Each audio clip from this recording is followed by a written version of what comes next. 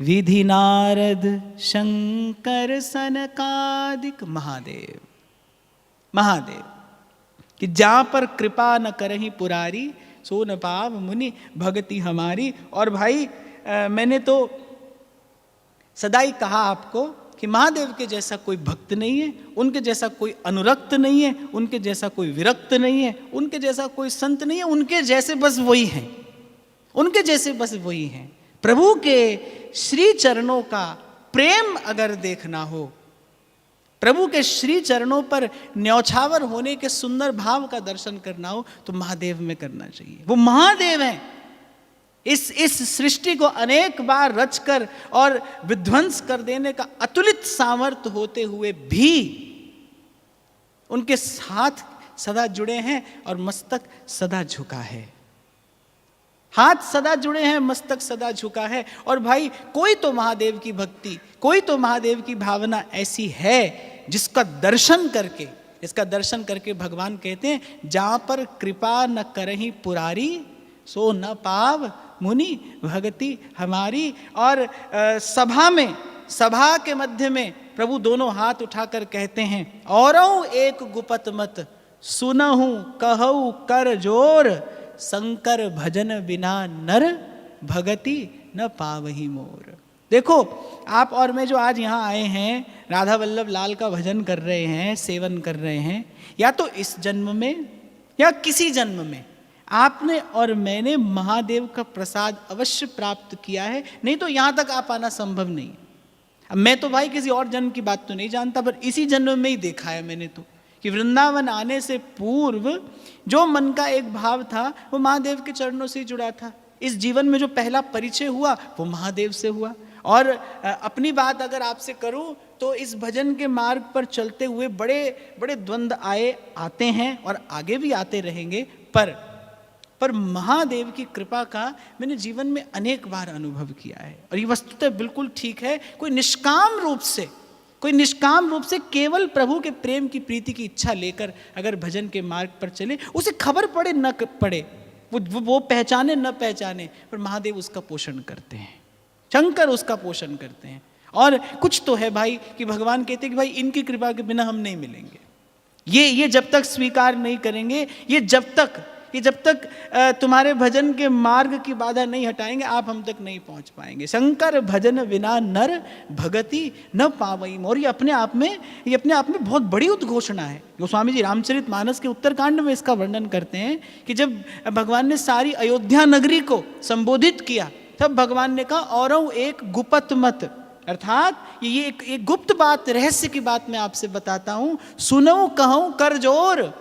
और बड़ी विनम्रता पूर्वक मैं आपसे कह रहा हूं, उसे सुनिए, स्वीकार करिए।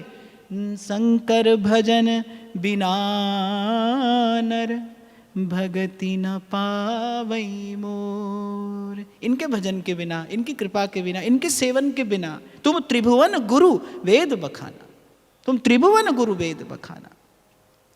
और श्री भक्तमाल जी में तो टीका में तो एक और बड़ा सुंदर प्रसंग वर्णन है कि एक बार माता सती के मन में जब उन्होंने श्री राम को वन में विलाप करते देखा, हा सीता कहकर, और प्रभु वन में डोल रहे थे, और डोल क्या रहे थे, भटक रहे थे, तो माता सती के मन में संशय हुआ कि क्या ये परब्रह्म है, एक साधारण संसारी पुरुष की भांति, और अपनी पत्नी का नाम लेकर और जंगल में विलाप करते डोल रहे हैं, और आप कहते हैं ब्रह्म अनामय अज भगवंता।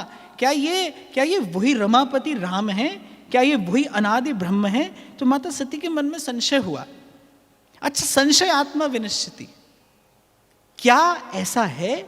ऐसा होते ही आप समझिए आपका पतन आरंभ हो गया। आप अपने भाव के स्तर से नीचे आ गए। जैसे ही गुरुजनों में, संत जनों में आपके मन में ऐसी भावना है कि क्या ऐसा है, क्या ऐसा हो सकता है, बस आप समझिए कि आप अपने भावना के स्तर से नीचे आ गए। गीता में भगवान कह रहे संशय आत्मा विनश्यति। मन का, बुद्धि का सबसे बड़ा रोग क्या है? संशय है। संशय अर्थात जब प्रतीति का अभाव हो जाए। तो माता सती के मन में संशय आया कि भाई क्या ये भगवान है? तो महादेव ने कहा कि भाई ये तो अमंगल का संकेत है। प्रभु के स्वरूप में संशय हो जाए, इससे बड़ा अमंगल और क्या है? ये तो अशुभ संकेत है। तो माता सती के मन में आया कि मैं इनकी परीक्षा लेना चाहती हूँ, मैं भगवान की परीक्षा लेना चाहती हूँ। यद्यपि महादेव ने कहा कि ऐसा करना उचित नहीं है, पर माता सती नहीं मानी। अब वो भी महामाया है, उनको लगा कि मैं परीक्षा लूंगी, लेकिन वो ये नहीं जानती कि मैं जिनकी परीक्षा लेने जा रही हूं वो माया को भी रचने वाले हैं। पहुंच गई परीक्षा लेने के लिए, श्री जानकी जी का स्वरूप धारण किया और प्रभु के सन्मुख पहुंच गई। और जैसे ही प्रभु के सन्मुख पहुंची, प्रभु ने उठते ही माँ कहकर श्री चरणों में प्रणाम निवेदन कर दिया। अब तो माता सती को बड़ा संकोच हुआ कि ये मैंने क्या किया, प्रभु की परीक्षा लेने चली आई। लौट कर गई कैलाश पर्वत। महादेव तो जानते ही थे कि क्या परिणाम होगा, प्रभु के स्वरूप में संशय आया हुआ है, इसका परिणाम क्या हो सकता है, इसका परिणाम केवल दुख है, इसका परिणाम केवल पीड़ा है। तो पहुंची जब वापस कैलाश, तो महादेव ध्यान मग्न थे, और जब समाधि छूटी तो माता सती इससे पहले कुछ कहती, महादेव ने कहा कि आज के बाद, इस क्षण के बाद हम आपको इस रूप में स्वीकार नहीं कर सकते। माता सती ने कहा ऐसा क्यों? बोले आपने एक क्षण के लिए ही सही, पर श्री जानकी जी का स्वरूप धारण किया है, और श्री जानकी जी के चरण कमल तो हमारे आराध्य हैं। उनके श्री चरणों के अतिरिक्त हमने कभी कहीं और दृष्टि डालने का साहस भी नहीं किया, केवल उनके चरण कमलों में ही अपना मस्तक सदा नवाया है। तो आज के बाद आपको हम पत्नी के रूप में स्वीकार नहीं कर सकते। ऐसा गहनतम अनुराग है महादेव का प्रभु के चरणों में, कोई बड़ी विशुद्ध प्रीति है। यद्यपि अनिर्वचनीय प्रेम स्वरूपम, एक साधारण मनुष्य भी अगर प्रभु से प्रेम करे तो उसके प्रेम का वर्णन कोई नहीं कर सकता। फिर ये तो महादेव हैं, इनके हृदय का अनुराग कैसा है, उसका वर्णन कोई कर दे, ये बात ही बड़ी हास्यास्पद है। हाँ, पर इसका स्मरण करके, महादेव का स्मरण करके अपनी मन वाणी को पवित्र करने का प्रयास किया जा रहा है। पर जैसा मैंने कहा कि भाई उनके जैसा कोई भक्त नहीं है, उनके जैसा कोई अनुरक्त नहीं है, उनके जैसा कोई विरक्त नहीं है, उनके जैसा कोई संत नहीं है, उनके जैसा कोई नहीं है, उनके जैसे बस वही है।